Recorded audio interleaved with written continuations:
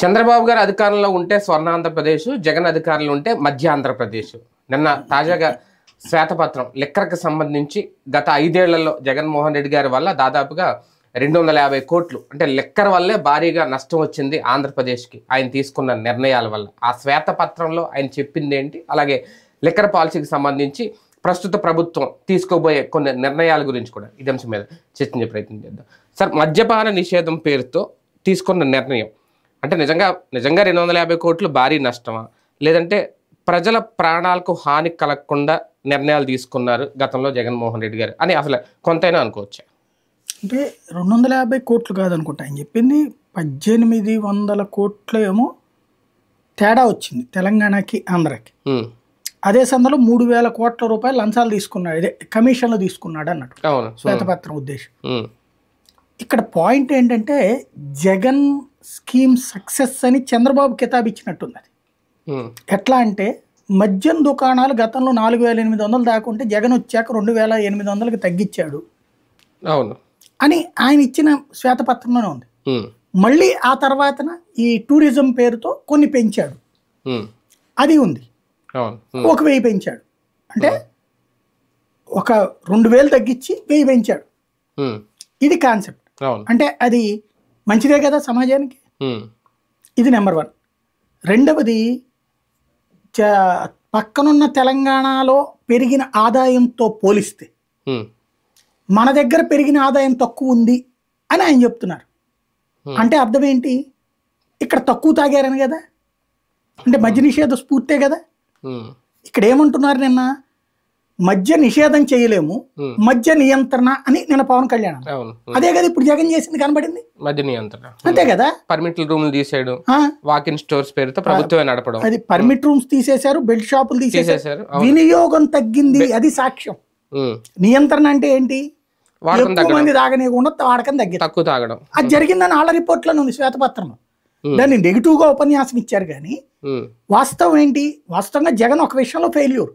తను చెప్పింది ఏంటంటే 5 ఏళ్లలో ఏడాదికి 20% చొప్పున తగ్గించుకుంటూ పోయి చివరికి కేవలం స్టార్ హోటల్స్ ధనవంతులు మాత్రమే తాగేది చేస్తాం, పేదవాడికి మంది అందకుండా చేస్తాం.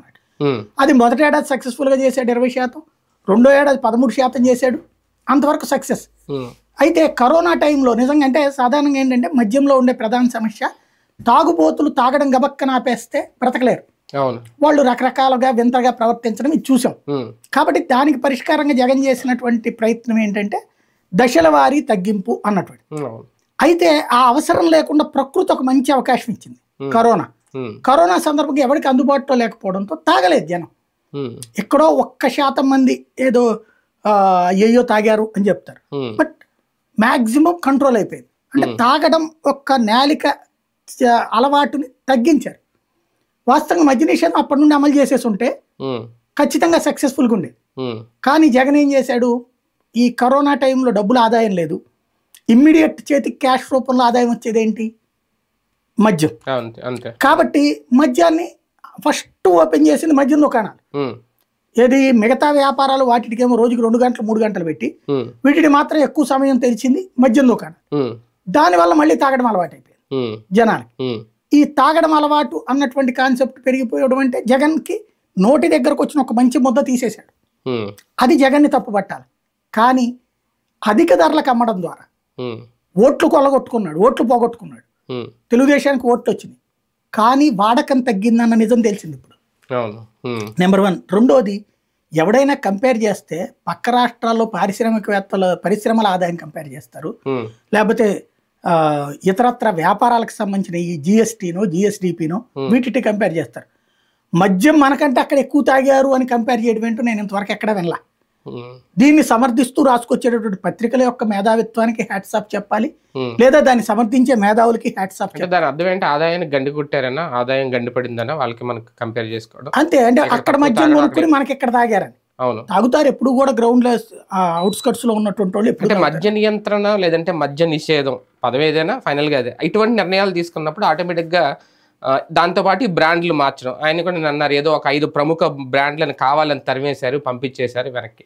దీనివల్ల ఆటోమేటిక్గా పక్క రాష్ట్రాలు ఆ బ్రాండ్ల కోసం వెళ్ళిపోయే ఆదాయం పెరిగిపోద్దా, అది కూడా ఒక రకంగా మనకి నష్టమేనా? ఇప్పుడు ఒక ముఠా మేస్త్రి ఇక్కడ కూలి పని చేసి ఆయన హైదరాబాద్ వెళ్ళి తెచ్చుకుంటాడు బాట్లు, బెంగళూరు వెళ్ళి తెచ్చుకుంటాడు బాటిల్, లేదా చాటుగా ఇస్తే 5,000, అది ఎంత ఉంటుంది, 800, 1000, 1500 ఉంటుంది.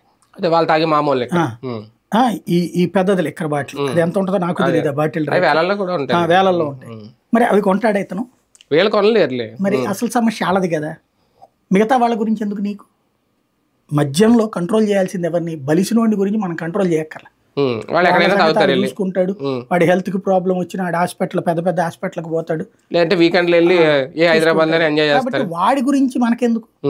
మనం ఇక్కడ అందుబాటులో ఉండకుండా చూడాల్సింది ఎవరైతే లేబర్కి, అది తగ్గించారని చెప్తున్నారు అందులో, ఆ పేపర్లోనే చెప్తున్నారు. శ్వేతపత్రంలో ఏడాదికి ఎంత తగ్గిందో చెప్పారు. అంటే అంత రేంజ్లో మనం తగ్గించాం. అసలు అయితే ఇక్కడ కంపేర్ చేయాల్సింది ఏంటి? శ్వేతపత్రం అంటే 2014 నుంచి 19 మధ్యలో వచ్చిన ఆదాయం ఎంత ఏడాదికి మద్యం తెలుగుదేశం టైంలో, ఇప్పుడు అంతకంటే ఎక్కువ వచ్చింది అనేది పక్కా ఫిగర్. అక్కడ తెలుగుదేశం హయాంలో 7,500 కోట్లు 8,000 కోట్లు వచ్చేది ఏడాదికి, జగన్ హయాంలో 25,000 కోట్లు వచ్చింది. మద్యం మీద ఆదాయంతోనే బోల్డ్ అని సంక్షేమ పథకాలు అతను ఇచ్చింది. కానీ అప్పటికిప్పటికి కంపేర్ చేయలేరేమో. అలా కదా కంపేర్ చేస్తే ఏమవుద్దంటే, ఇప్పుడు ప్రభుత్వం నిర్వహించింది 5 ఏళ్ళు కంప్లీట్ గా, అప్పుడు పూర్తిగా టెండర్ల ద్వారా మద్యం షాపులు దక్కించుకొని అలా కొంత ఆదాయం పక్కకు పోయింది కదా. మరి అంటే అప్పుడు దోచుకున్నట్టు కదా, అది దోపిడీనే, ఇది దోపిడీ అవుతుంది. అందుకని దోపిడీ అవుతుందా? ప్రైవేట్ వాడు తింటే దోపిడీ అవుతుందా? నిజంగా కంపేర్ చేయాల్సి పక్క రాష్ట్రాలతో కంపేర్ చేయకూడదు. మరి అప్పుడైతే పక్క రాష్ట్రాల్లో పెరిగిన దాంతో కంపేర్ చేస్తున్నప్పుడు చంద్రబాబు టైంలోకి జగన్ టైంలోకి పెరిగిన దాన్ని ఎందుకు కంపేర్ చేయాలి? చేయాలి కదా. కంపేర్ చేసి ఇదిగో 2014-15లో ఎంత వచ్చింది, ఈయన హయాంలో ఎంతే వచ్చింది అని కంపేర్ చేయాలిగా. పెరిగిందిగా. నిన్న సరిగ్గా చెప్పాలంటే జగన్ ఇరికించాలనుకుంటే అది చెయ్యాలి. ఏమని, ఇదిగో మా హయాంలో అయితే కేవలం ఏడాదికి 7,500 కోట్లే వచ్చింది, అదే జగన్ 25,000 కోట్లు సంపాదించాడు, అంటే మద్యాన్ని తాగిచ్చాడు జనాలతో, దుర్మార్గం చేశాడని చెప్పాలి. అది చెప్పడం మానేసి పక్క రాష్ట్రాల కంటే ఆదాయం తక్కువ వచ్చిందంటే తక్కువ తాగిస్తున్నట్లు లెక్క వస్తుంది కదా. అదేలేండి, అవును. అప్పటికిప్పుడు కంపేర్ చేస్తే అసలు వాస్తవాలు బయటపడతాయి, బయటపడతాయని ఒక భయం.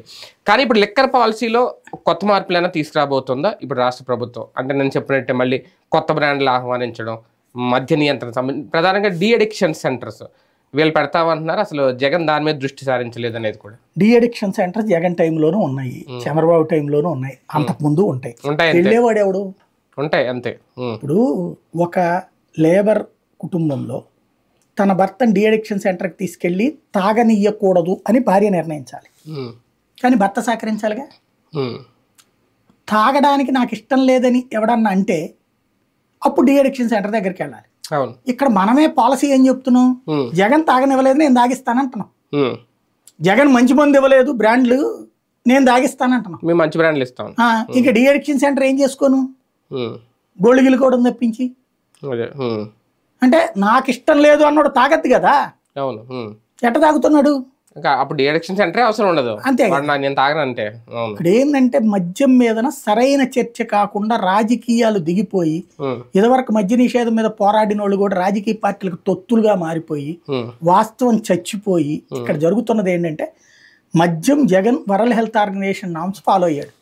దాని ప్రకారం ధరలు భారీగా ఉంచి తాగుడుని అందుబాటులో లేకుండా చేయాలి, బ్రాండ్లు నాణ్యమైనది అని వీళ్ళు చెప్పేటటువంటిది ఏంటంటే అలవాటైన మందు. అంతే, అలవాటైన మందుని అలవాటు కాకుండా, ఫర్ ఎగ్జాంపుల్ రోజు బిర్యానీ తినేవాడికి పప్పన్నం పెట్టామనుకోండి ఎక్కువ ఎక్కదు.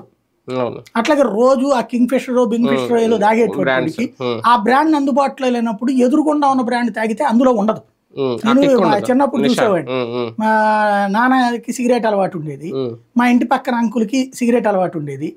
ఈ మామూలప్పుడు మా నాన్న సిజర్ తాగేవాడు, ఆయన చార్మినార్ తాగేవాడు. ఈ కర్ఫ్యూ వచ్చినప్పుడు రంగా గారు చనిపోయిన టైంలో, కర్ఫ్యూ వచ్చిన టైంలో సిగరెట్లు బయట షాపులు ఎక్కడ తెరుస్తారు, అప్పుడు ఆయనకి వాళ్ళ షాపు ఒకటి ఉండేది, వాళ్ళ ఇంట్లోనే షాపు నడిపేవాడు. అందులో ఈ చార్మినార్ పెట్టెలు తెచ్చుకుని ఇంట్లో పెట్టుకున్నాడు ఆయన. అవి ఇక మా నాన్నకి ఇస్తుంటే అప్పటిదాకా రోజుకి 5-6 నుంచి 10 దాకా తాగే మా నాన్న చార్మినార్ వచ్చాడు 2కి మించి తాగల, 2-3కి మించి. ఏంటంటే ఇది అలవాటు లేదు కాబట్టి. అంటే రెగ్యులర్ గా బ్రాండ్ ని అలవాటు లేకుండా చేస్తే వాడకం తగ్గుతుంది, అది నియంత్రణలో ఒక పార్ట్. కానీ ఆరోగ్యం పాడవదు. ఆరోగ్యం ఇది ఏది తాగినా రోగమే కదా. ఇందులో ఏదైనా మంచి రోగము చెడ్డ రోగం అని వస్తుందా ఏంటి దీంట్లో? అసలు పాయింట్ అది. తాగడానికి సంబంధించి ఏదో చెప్తారు, డాక్టర్లే తేల్చాలి. అసలు తాగడం రోగమా కాదా? కొంతమంది డాక్టర్లు ఏమంటారంటే లిమిటెడ్ లో తాగితే అదేదో వీనో ఏదో చెప్తారు, అట్లాంటిది అయితే మంచిదని చెప్పారని కొంతమంది చెప్తారు. కొంతమంది ఏమో అసలు తాగుడు అనేది ఏది తాగినా, కొంతమంది ఎక్కువ తాగితేనే వస్తుంది అంటారు. ఇది మనకు తెలియదు, తాగలేదు కాబట్టి.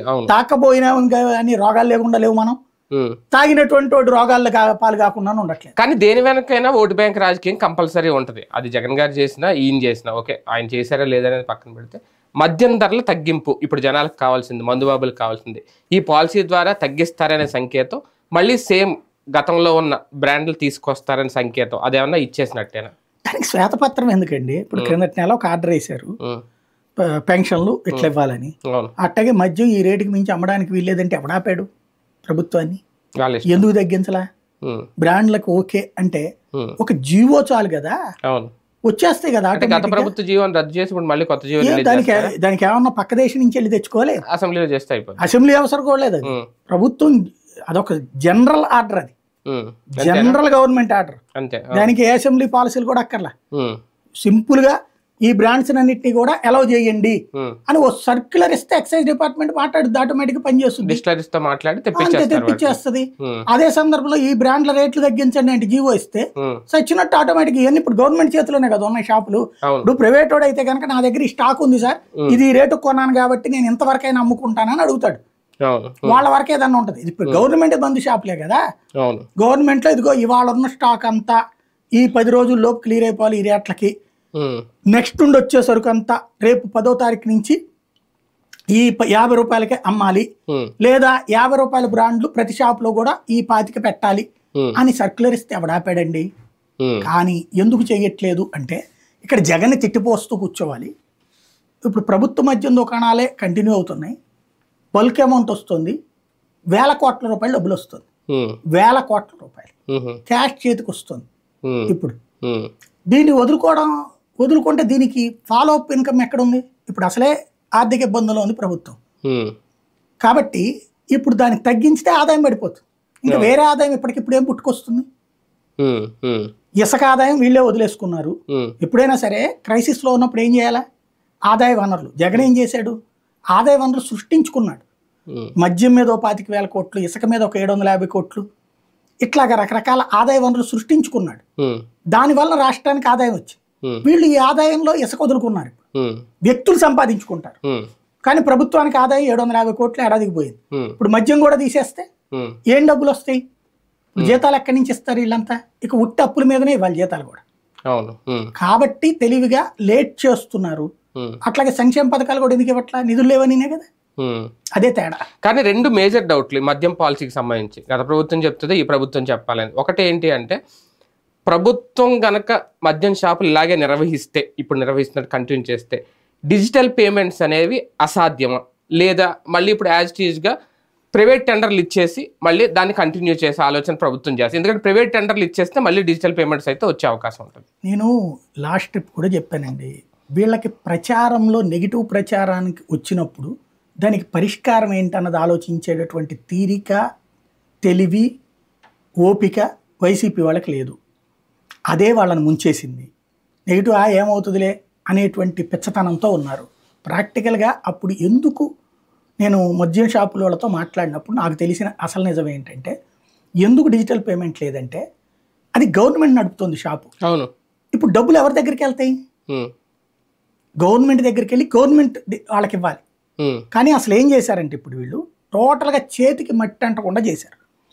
ఎట్లాగా ఒక షాపు ఎన్ని అక్కడ అమ్ముడవుతున్నాయో లిస్ట్ ఉంటుంది. ఈ లెక్కర ఇది, ఈ లెక్కర ఎంత, ఈ లెక్కర. దాన్ని ఆ కంపెనీలోళ్ళు నేరుగా వాళ్ళ దగ్గరికి వెళ్తారు, ఎంత కావాలో అంత ఇస్తారు. మామూలుగా మనం నేను షాప్ నడిపేవాళ్ళం, మా నాన్న షాప్ నడిపేటప్పుడు ఈ కోడిగుడ్లోళ్ళు, లేకపోతే రొట్టెలోళ్ళు, లేకపోతే ఉల్లిపాయలోళ్ళు ఈ పట్టుకొచ్చేసి ఇన్ని కిలోలని ఇచ్చిపోతారు, సాయంత్రం డబ్బులు పట్టుకుపోతారు. మద్యం దుకాణాలు అట్లా నడిపాడు, అవుట్ సోర్సింగ్. దీనివల్ల automatic on the spot income కనపడేది. అంటే ఇక్కడ ఇంకేమీ లేదు, సరుకు సో బాటిల్ రేటు ఎంతకి ఇవ్వాలో ప్రభుత్వం డిసైడ్ చేసేసి, ఎంతకి అమ్మాలో ప్రభుత్వం డిసైడ్ చేసేసింది. ఆ సరుకు ఎవడైతే కంపెనీ వాడు తెచ్చాడో ఆ సరుకు ఇచ్చేసేసి డబ్బులు పట్టుకెళ్ళిపోతున్నాడు ఆడు ఎప్పటికప్పుడు. వాడికి లేట్ పేమెంట్ లేదు. మామూలుగా ఇదివరకు ఏం జరిగేదంటే ఇట్లాగ వచ్చినటువంటి డబ్బుల్ని ప్రభుత్వం దగ్గరకు వచ్చి ప్రభుత్వం చెల్లించేటప్పుడు వాళ్ళని సాగదీసేది, నెలల తరబడి లేట్ చేసేది, లేదా లంచాలు ఇచ్చి డబ్బులు తీసుకోవాల్సి వచ్చేది. ఇప్పుడు ఆ పరిస్థితి లేకుండా ఆన్ ద స్పాట్ సరుకు తెచ్చారు, డబ్బులు పట్టుకుపోయారు. నిన్న 100 సరుకు తెచ్చారు, 100 ఇచ్చారు, ఇవాళ ఇంకో 100 ఇచ్చాడు, నిన్నటి 100 డబ్బులు పట్టుకెళ్ళిపోయాడు. క్యాష్ టు క్యారీ అంతే. దీంతో ఏమైపోయింది, ఎంత లాభం అన్నది ఏ రోజుకి ఆ రోజు ఉంది, అదంతా తీసుకెళ్లి బ్యాంకులో డిపాజిట్ చేసి అది గవర్నమెంట్ అకౌంట్ లో కనబడతా వచ్చింది. అదే 25,000 కోట్లు ఏడాదికి జగన్ సంపాదించి, దాన్ని ఇక్కడ దొంగతనం అనినో లేకపోతే ఇదనినో చెప్పుకొచ్చారు. ఇప్పుడు ఏం చేయాలా, ఒక అకౌంట్ ఓపెన్ చేయాలా. ఈ అకౌంట్ లో ఎట్లా ఉంటదంటే, షాప్ ఓనర్ కి అయితే ప్రాబ్లం లేదు, మీరు అన్నట్టు. ఇప్పుడు హోటల్ వాడు, ప్రైవేట్ వాడు, అక్కడే మనకి బోర్డు వినబడతా ఉంటది, మనం QR కోడ్ ఆన్ చేయగానే మీ డబ్బులు వచ్చింది. కొన్నిసార్లు అది రాలేదంటాం, వాళ్ళు అంటారు. అన్నప్పుడు అక్కడ వాళ్ళకి మెసేజ్ వెళ్ళాల, ఇక్కడ తెలియదు, స్టేట్మెంట్ చెక్ చేసుకోవడం ఇది ఉంటది. కానీ దానివల్ల 2-3 రోజులు ఆగే గొడవలు కూడా ఉంటాయి. కాకపోతే అక్కడ లోకల్ షాప్ అతనే కాబట్టి ప్రాబ్లం. ఇప్పుడు ఇక్కడ QR కోడ్ దీనికి పెట్టారనుకోండి, ప్రభుత్వం దానికి డబ్బులు పడిపోయినట్టు మీ అకౌంట్ లోంచి వెళ్తుంది, అక్కడ రాలేదని మెసేజ్ రాలేదనుకోండి, వాడు నాకు రాలేదు, ఎవరు చెప్తారు వాళ్ళకి ఆ మెసేజ్? అదే కదా, ప్రతి షాప్ కి కూడా మెసేజ్ రావాలా, ఎట్టొస్తుంది? డబ్బులు అక్కడికి పోయినాయి, మెసేజ్ ఎవరికి వెళ్తుంది? అది గవర్నమెంట్ కి వెళ్తుంది. దీంట్లో ఎట్ట వినబడుతుంది? దీనికి మళ్ళీ ఆ సదరు QR కోడ్ సంస్థలతో టైఅప్ అవ్వాలి, ఆ సదరు సంస్థల QR కోడ్ లోనే డబ్బులు వేయాలి. కానీ డిజిటల్ పేమెంట్స్ ఎలా సాధ్యం అని నిన్న బాబు గారు మాట మాట్లాడారు. ఏముంది, సింపుల్, ప్రైవేట్ కి ఇచ్చేసారు అనుకోండి అంతే, అప్పుడు ఆ షాప్ ఎవడు ఓనర్ పేరు అడిగాలి. ఇప్పుడు తెలంగాణలో జరిగేది కూడా ప్రైవేట్ కి ఇచ్చేస్తే ఓకే, కానీ ప్రభుత్వంలో ఉండగా ప్రభుత్వంతో చేయరని అర్థం, పరోక్షంగా చెప్పిన మాట. ప్రైవేట్ కి ఇచ్చే బదులు ఇప్పుడు ఇసుక మధ్యంలోనే రాజకీయ నాయకులు తినేది, జగన్ తినేయలేదు, ఈయన ఇప్పుడు తినడానికి అవకాశం ఇస్తారు. ఇప్పుడు ఉచిత ఇసుక పేరుతో తింటున్నారు, ఈ పేరుతో కూడా తింటారు, అంతే ఉంటుంది. అంటే మళ్ళీ యథావిధిగా పాత విధానాలు అయితే రాబోతున్నాయి లిక్కర్ పాలసీకి సంబంధించి. రైట్, చూద్దాం. నిజంగా అదే కనుక జరిగితే మందుబాబులకు ఒక గుడ్ న్యూస్ అని అనుకోవాలా. మద్యం ధరలు తగ్గబోతున్నాయి, పాత బ్రాండ్లు మళ్ళీ రాబోతున్నాయి, పాత లిక్కర్ పాలసీ విధానం అయితే తెర మీదకి తీసుకురాబోతుందా ప్రస్తుత ప్రభుత్వం, చూద్దాం.